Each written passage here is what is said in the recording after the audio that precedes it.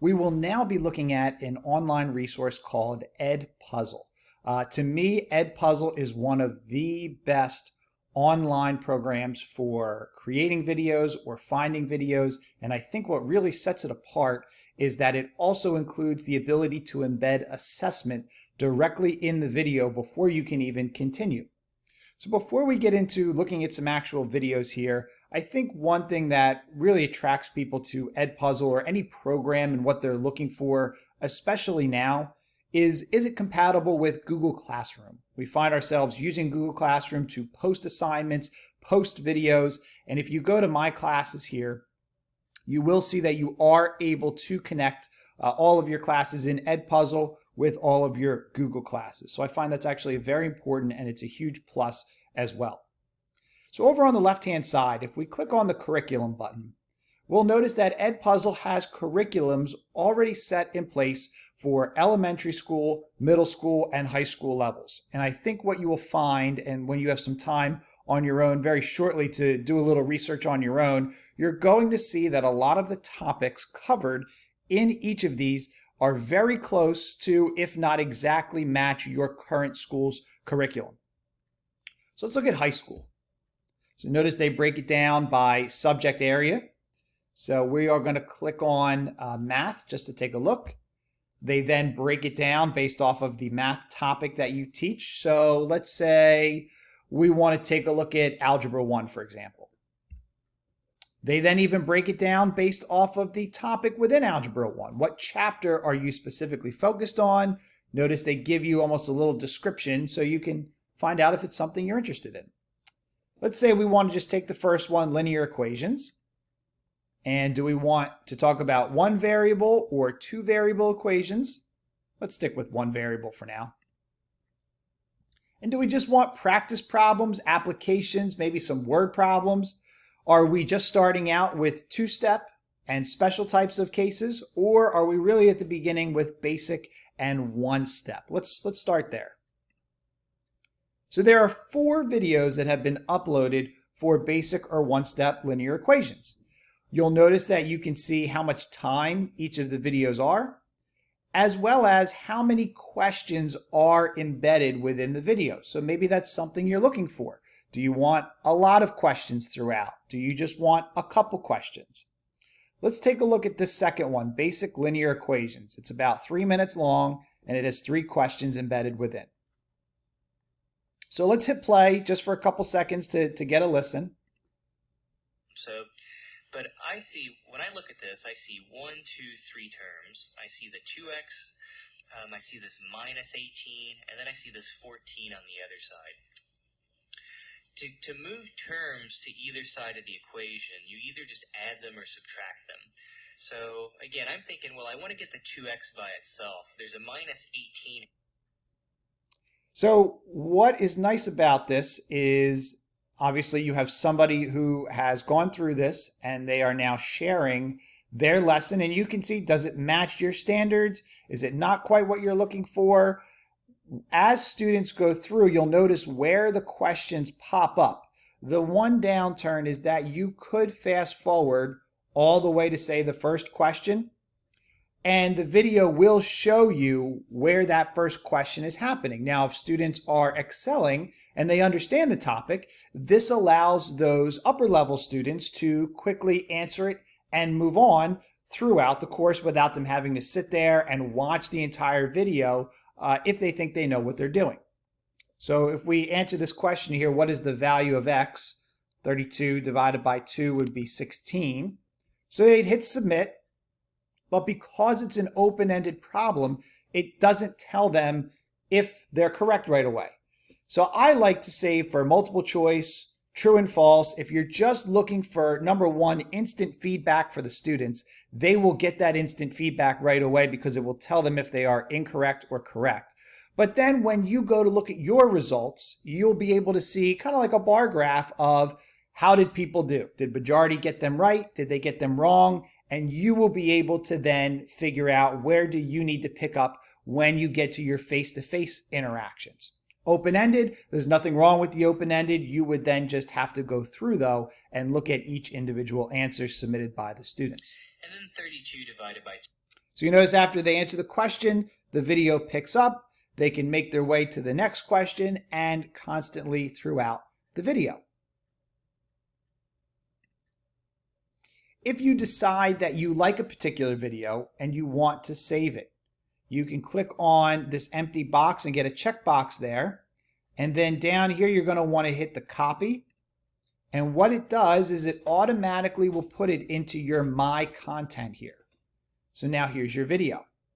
If you want to stay organized, kind of like I am and like EdPuzzle is, you can over here where it says Add Content, add a folder, and then start adding particular folders or videos to particular folders that match what you're looking for. So that is a glimpse at EdPuzzle. You'll see that it is compatible with things like National Geographic, Khan Academy. The video we just watched was from YouTube. So those are all pluses. If you're somebody who maybe likes to make the videos up yourself, you enjoy that, you want the students to hear your direct voice, I'm going to recommend this program here. So this is called Explain EDU. Okay, Explain EDU. What you can do with Explain EDU, you can sign up for free. And let's say you want to create a video. So the first thing is you have 3 different options here. You can either start with a blank slate, just like a regular background color, whatever you'd like. If you want to import some kind of template, so again, whether it's a whiteboard, green chalkboard, any type of kind of the templates that they already have established here, you could use.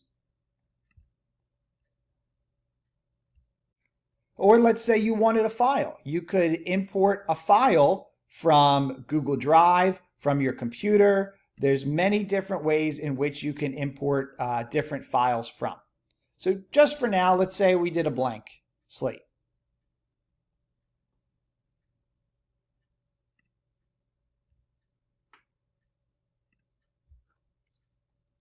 So here is what it looks like. Over on the left-hand side, you have a bunch of different objects, like different pen colors. You could change the thickness of the pen color. You have highlighters, an eraser, paint can. If you wanted to import some kind of shape or text, you could do that. If you were looking for a laser pointer, you have a laser pointer as well. So let's say we wanted to talk about an equation here. So let's say we're looking at x plus 7 equals 9. Now, depending on the type of tablet that maybe you do have, I would absolutely recommend this with an iPad. It is phenomenal, and if you have an iPad, maybe you have a little bit to invest in an Apple Pencil. The Apple Pencil writes phenomenally on the iPad. Even though, as you see here, this really isn't all too bad either, and I'm just using my mouse and clicking and holding in order to do that as well. So whatever you have the resources for, whatever you feel most comfortable with, there are lots of different options out there. So what I can also do here that is really sets it apart is the narration down here. I can record myself doing the lesson, and I can also have the students listening to me as I'm doing it. So if I hit the record button, it would record my voice. I could then continue what I was doing. Okay, to solve for x, we're going to subtract 7 on both sides. I can change colors then if I wanted to show they cancel out in a different color. And we have x equals 2. Now this is really great if you had, say, a PDF file of your note worksheet or homework worksheet and you wanted students to follow along. You had already printed it out, you already gave it to them. You can upload that and you can work directly on the worksheet. I think it is perfect.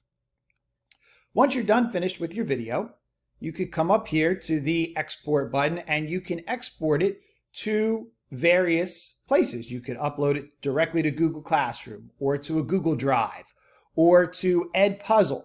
So that is the beauty now in that we can connect the two of these together, and our own videos we can upload to EdPuzzle. Once we do that, we have the ability to then import questions of our own if we want into EdPuzzle, and we can do it exactly where we want them to happen within the video. Like I said, the best thing I think is true and false questions, multiple choice questions, just because we're looking for quick responses here. We want to know, do our students understand these concepts? Do they not understand these concepts? So what I'm going to give you now is you're going to have some time to search EdPuzzle, look at the specific curriculum as it applies to you and your subject area. We're going to split up based off of the subjects that we teach. So all the math teachers will be on one side, science teachers, social studies, English teachers, specials like art, music, and our physical education and health teachers will all split up. And I want you to look and I want you to talk with your groups, and I want you to try to find and save as many videos as you can that you think would be helpful for you and your group with EdPuzzle. You're then going to take some time, and I want you to maybe figure out a lesson or so that you want to create your own video for. So you're going to go to Explain Everything, and whether you use a worksheet that you have or you just use the whiteboard, it is completely up to you. I want you to try to create a video, add it to EdPuzzle, and then embed some assessment. So we're going to have plenty of time to work on this now.